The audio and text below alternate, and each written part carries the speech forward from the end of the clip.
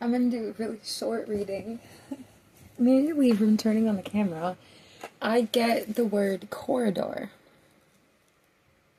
I want to show you my new deck.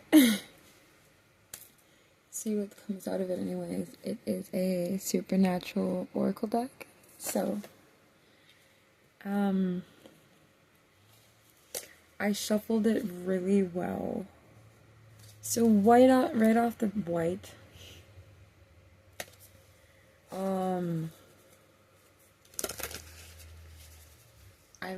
I'm shuffling it again right now. The phrase words and affirmations is coming to me, so perchance you're somebody who really needs words of affirmation at this time. I'm hearing the word soul fighter. Okay.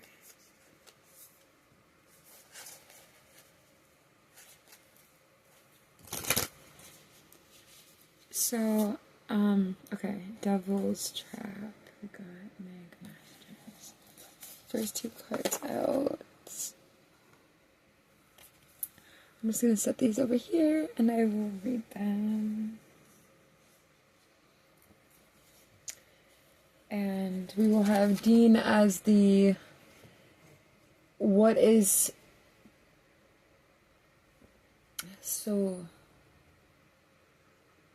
okay, this needs some clarification for sure. Something about a keyword master plan so this, whatever this character is, I'll see that. This has to do with this, possibly the situation or what this master plan is. Or person who has this master plan. Hearing the word introspection, lifeline, manuscript or transcript or both. Latte could be significant. Salt. Margarita. I'm kind of seems like I'm throwing things at the wind here, but bear with me. Benny Lafitte, that keeps coming. Gabriel, Mark of Cain. This is something from a long time ago, and there's a lot of, I'm hearing the term, a lot of fingers in this pot. Salt. Billy. Perhaps you know someone named Billy. It doesn't have to be a female. In this aspect, there might be, it doesn't have to be, but a woman with brown, wavy, curly hair. This person could wear a brown or reddish or maroon leather jacket or zip-up jacket. Black flared pants or dark blackish flared jeans. Doesn't have to be.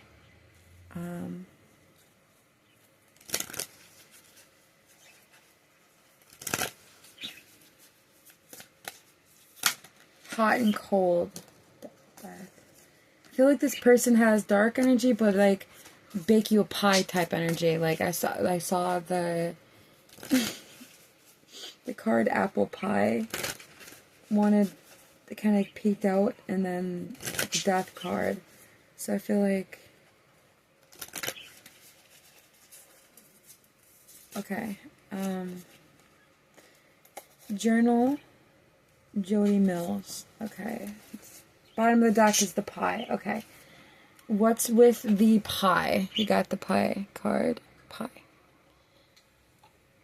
I mean, immediately one of the things that I think of is pi, the square root of pi, and, well, we have this manuscript, so maybe somebody's studying mathematics or pi.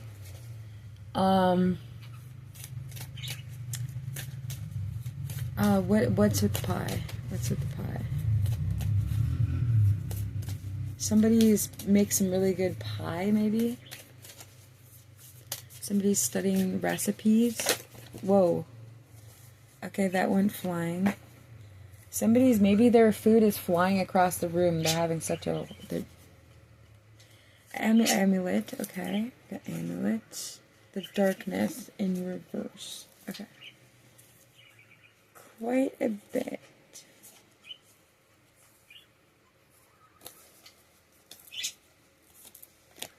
Okay, part of the root of the problem is... Let's see. Got Klein. What is this? Got 5 minutes. Jack Klein. Okay. Intuitively, the root of the problem financially being Jack Klein. 49. So number 49 could be significant. Number 13 for 39. I'm just looking at this character to see the definition of what I feel is. I went to the wrong page, but I don't think that that's an accident.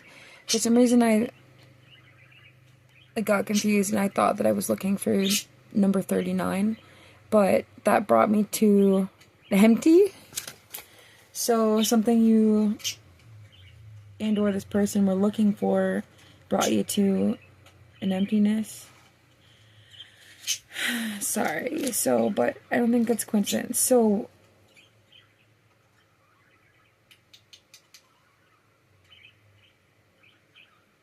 oh wow, okay. The Billy character, remember how I said the person I was describing with the black pants?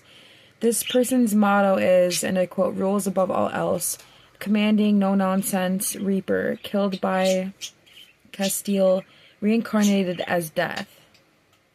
Which we had, I had seen the deck when I was death through the deck when I was flipping through. Billy believed in the natural order that what lives dies and then stays dead until that didn't align with her plans. The Winchesters went from being at odds with her to seemingly allies, only to find out from the empty. Oh, you remember how I just talked about the empty?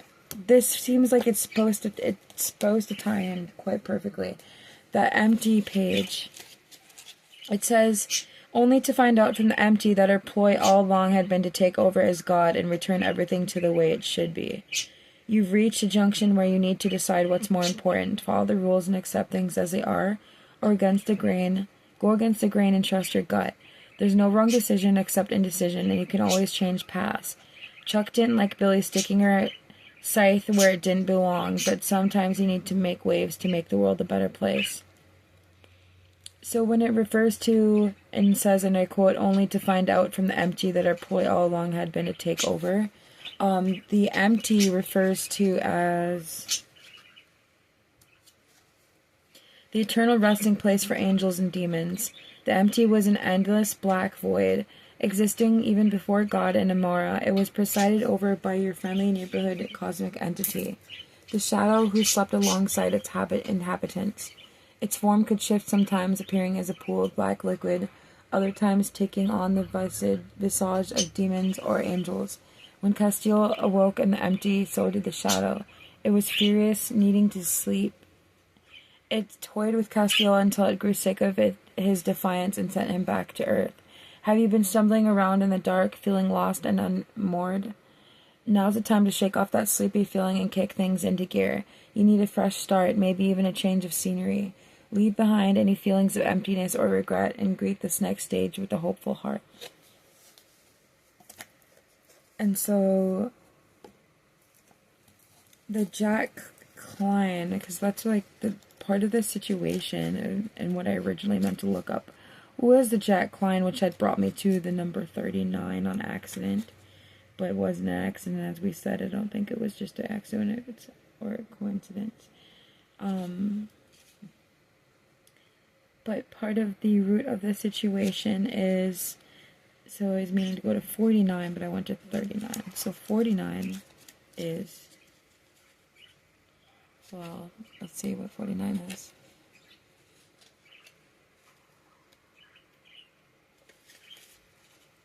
Okay, so this character that I felt it was part of the root of the situation is, before I looked at the card, I just when I was wondering what would this card be about, drawing this, and something told me it had to do with the root of the situation. So,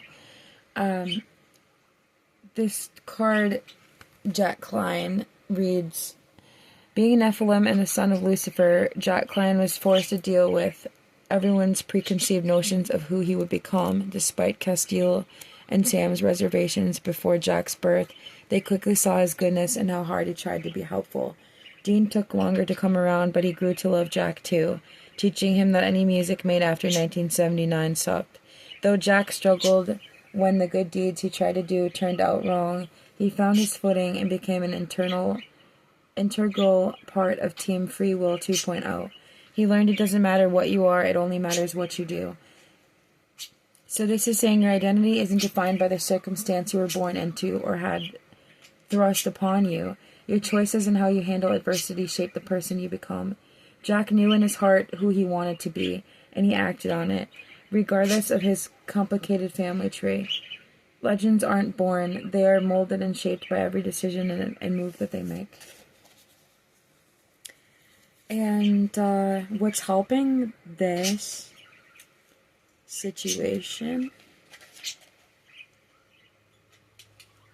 So it seems like you're taking circumstances and going and fighting through it despite your roots or family upbringing or, being at odds against something.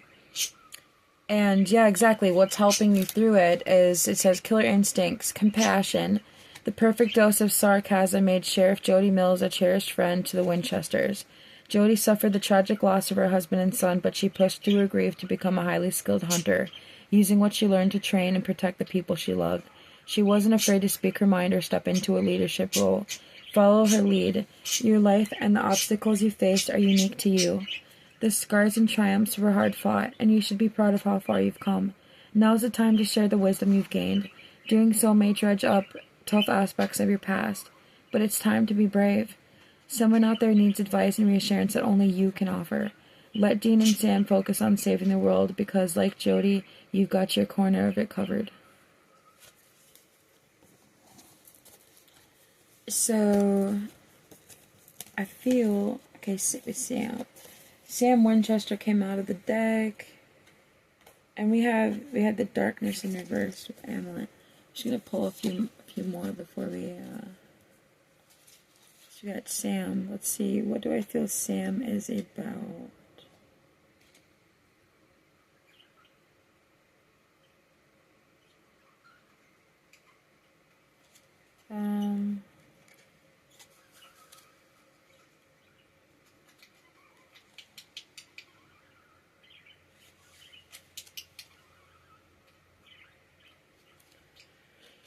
Sammy wasn't keen on being a hunter until his girlfriend Jess's death, then he got to work.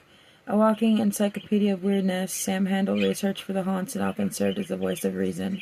Generally calmer than his brother, unless clowns were involved. Sam possessed people skills that were vital in investigations. While Dean was the protective older sibling, Sam in turn always reassured his big brother of his goodness and wouldn't let him quit on family. They may have saved their hugs for end-of-the-world scenarios, but the Winchesters' enduring brotherly love was a main theme throughout the series. That and Sam's magnificent hair and giant status. Sam Winchester is your reassurance of how uniquely special you are and the value you provide to the world. See yourself through the eyes of the people who love you most and accept every part of you that leads you to where you are now. You're spectacular. That's the very last of the page. I'm guessing that must be a phrase that Sam says. Spectacular or something. I wonder if that's something he says. So I get out of this as something in life made you, maybe like life at some point you didn't feel like doing a certain thing, but something like either put you into want a certain type of career. Maybe you literally are trying to become a cop or an investigator or a detective. It doesn't have to be, but it's something that is meaningful. This obviously proves that there is something meaningful that you are meant to do. something very purposeful that involves saving things and other people. And you will be able to do this. What's the... Can I get one more message? Well, we got two with the bottom of the deck. The one more message was, and I felt this intuitively, and I also just saw it at the bottom of the deck, is cult, and that's about, like, being that you have this object can...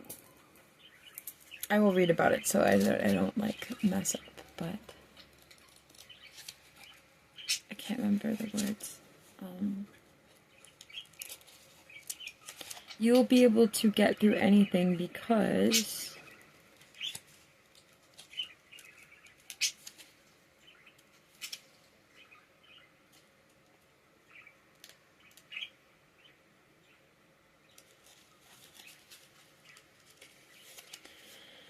So, created by Samuel Colt in 1835, the Colt was a game-changing weapon in the hands of the Winchesters. According to the legend, it could kill anything, with 5 exceptions, Lucifer being one of them. With the Colt in your possession, it'd be hard not to feel invincible, but this card warns against that. A sense of independence is great, but be wary of its potential to morph into overconfidence. The phrase, "I will fear no evil," is inscribed in Latin on the barrel of the Colt. Take a moment to evaluate the impact fear has on your decisions. Has someone broken your trust in the past? Are you using pride as a shield to prevent it from happening again?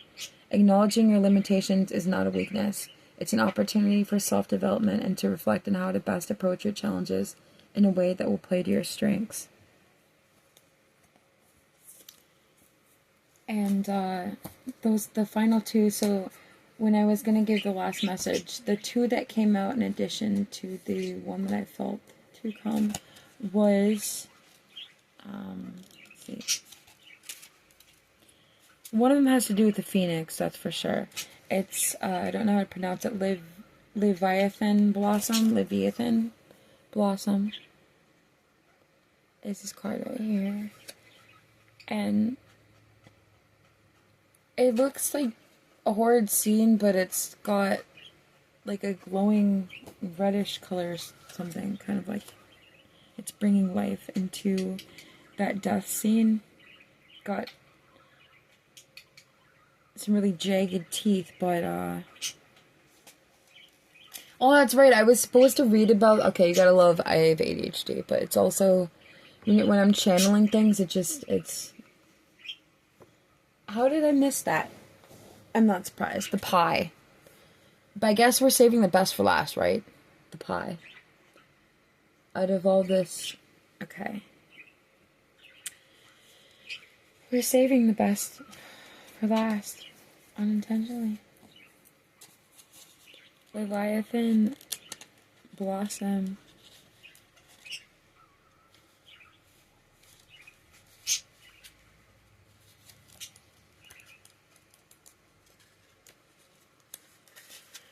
Blood-red tentacle-like arms reached out from a withered tan husk in a hazy graveyard of monsters. Leviathan blossoms sprouted from the ground in purgatory, signifying a dead Leviathan's remains. Their nectar was the crucial ingredients in a spell to trap God, the same trap he and the archangels used for the darkness. From a monster's death bloomed the opportunity for Team Free Will 2.0 to stop Chuck's plans. The end of something bad, making way for something good. So what this card means is you're in a transition phase of your life. The old ways of behaving or thinking no longer serve you. So there's something that no longer serves you. It's not necessarily saying that like all your ways of thinking or behaving, but there's something or more that needs to be reflected on, released, changed, transmuted, transcended. It's time to release them and embrace your new strength of character. Repeating the same patterns and hoping for a different result is holding you back. You know how there's that saying, it's about like insanity, like something about like doing the same thing over again and expecting the same result. That's the definition of insanity, something like that. Let go of limited beliefs that you don't have what it takes or you're not good enough, and replace them with emboldened thoughts. Believe that with time and dedication, anything is possible, and you will rise from the ashes of your past like the radiant phoenix you were born to be. Hey. Rising from the ashes. I like it. And Garth Fitzgerald the Fourth. What Garth has to say to you is, well, what does Garth have to say? 43. Attention. It could be 43 or 7. He might not have worn Bobby's hat the right way or used correctly, but there's no denying that it was an irreplaceable ally to the Winchesters. When Bobby died, Garth stepped in to take his place, honoring Bobby in the best way he knew how. Dean and Sam went from not taking him seriously to calling him a hero. Dean even allowed Garth to hug him until Garth made it awkward by telling Dean that he smelled good. Garth brought levity to the dark times, using Mr. Fizzles in interrogations and teaching that video games were the path to serenity. Do you have a Garth in your life? Someone you've taken for granted because they don't always say or do the right thing? This is a reminder to keep them close and appreciate how lucky you are to have such a loyal friend. They may be goofy, but admit it, you love them. You've been Garthed. So maybe there's somebody that you feel annoyed by, like, as a friend, and they like have a lot of quirks about them that are maybe frustrating, but it's like saying, like, be patient with them, I feel like. Or it could be a significant other or somebody that's just, you don't understand why they do the things they do, but it's like deep down, I think your subconscious knows. There's a reason for it, and it's to keep you, it's to help you for when you're too hard on yourself, when you're taking things too serious, because I think this person is a reminder, and this is a sign, coming through this video, that things are going to be, all right. Not just all right, but they're going to be great. And it's not, things aren't a trap. You're getting out of whatever the devil's trap is. Because like we already said, there's pie at the end. Even if it's not necessarily literal pie. But as far as the devil's trap, it's not necessarily literally. So, excuse me. The devil's trap speaks about, it's drawn by hunters in chalk, paint, and sometimes blood. A devil's trap is a sigil often found underneath carpets, on trunks of cars, and ceilings, used to ensnare demons, most often depicted as a pentagram. It's been carved into bullets to bind a demon to the vessel that they're possessing, and onto handcuffs to render their wearer powerless. Not only can a devil's trap keep demons in, but it can also keep them out, like the massive 100-mile sigil that guarded the Devil's Gate. Are you feeling trapped in your current situation, scared to abandon the routine and consistency to which you've grown so accustomed? Now's the time to break the metaphorical sigil that's binding you in place. Even devil's traps can be broken if the line is damaged. And so the chains you put around your dreams, it starts with you taking small actions towards the things that you desire. You'll be amazed at how the universe steps in to support you. And I feel like, and how the universe is supporting you in this, not only is something to do with pie, but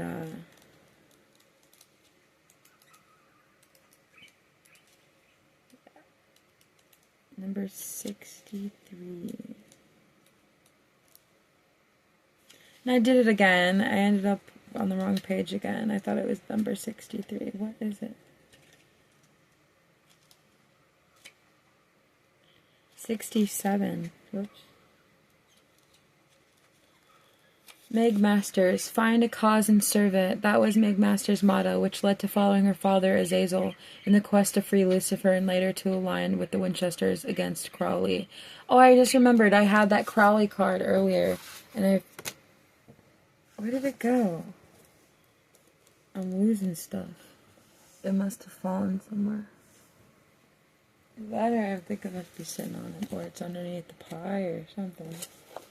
Because we had Crowley and it's mentioning about it. Okay.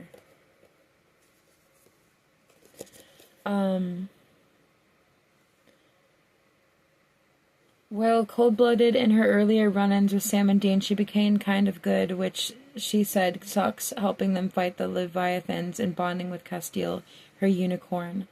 Even when Crowley told her the Winchester brothers' plans to kill all demons, she still sacrificed herself to save them. Meg and Team Free Will weren't easy allies, but they acknowledged the benefit of aligning for a shared goal. If you're being asked to work with someone you don't like or agree with, make an effort to try before you immediately dismiss them. Sure, they may be a demon, but allow them to show you what they can bring to the table. Combining forces may be just what you need to succeed. I don't know what this is talking. What is this? So we have the last. I promise these are John Winchester's journal.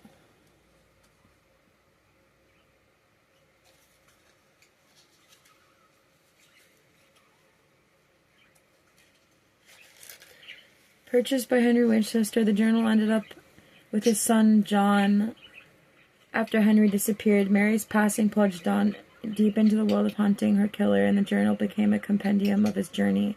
Address book, exorcism, encyclopedia, and epic monster manual combined.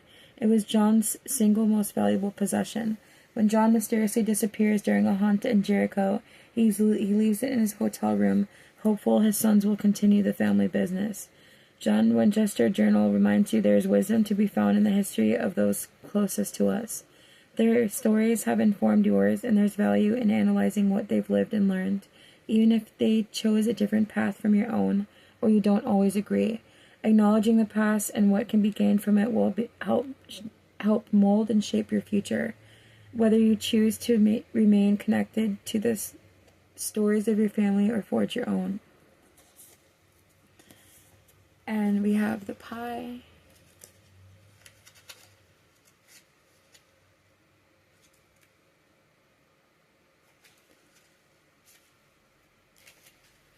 One thing is clear, Dean loved pie, even if it meant nearly being sacrificed to a pagan god living in an apple tree.